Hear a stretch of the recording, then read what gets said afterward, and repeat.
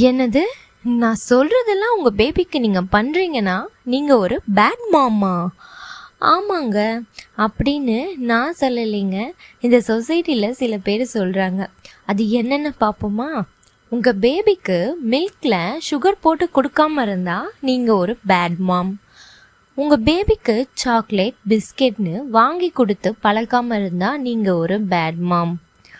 உங்கள் பேபிக்கு 6 மந்த் வரைக்குமே நீங்கள் பிரெஸ்ட் ஃபீட் மட்டுமே கொடுத்தீங்கன்னா நீங்கள் ஒரு பேட் மாம். உங்கள் பேபிக்கு டைமுக்கு டைம் வெறும் ஹெல்த்தியான ஃபுட்டை மட்டுமே கொடுத்து வளர்த்திங்கன்னா நீங்கள் ஒரு பேட் மாம்.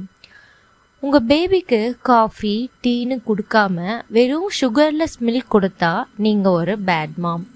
உங்கள் பேபியை ஃபீடிங் பாட்டிலில் குடிக்க பழகாமல் டம்ளரில் குடிக்க பழகினீங்கன்னா நீங்கள் ஒரு பேட் மாம்.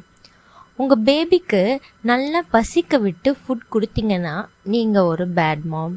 நம்ம பசங்கக்கிட்ட அவங்க சாப்பிட்ற பிளேட்டை அவங்களே வாஷ் பண்ணி வைக்கணும்னு சொன்னால் அப்போ கண்டிப்பாக நீங்கள் ஒரு பேட் மாம். உங்கள் பேபிக்கு உடம்பு முடியலன்னா உடனே கண்ட கசாயம் கை வைத்தியம்னு செய்யாமல் உடனே டாக்டர் கன்சல்ட் பண்ணோன்னா நீங்கள் ஒரு பேட் மாம். உங்கள் பேபியை ஃபோன்லாம் காட்டாமல் வெளியே விளையாட விடுறீங்கன்னா அப்போது நீங்கள் ஒரு bad mom. Then I'm proud to say this, I'm also a bad mom.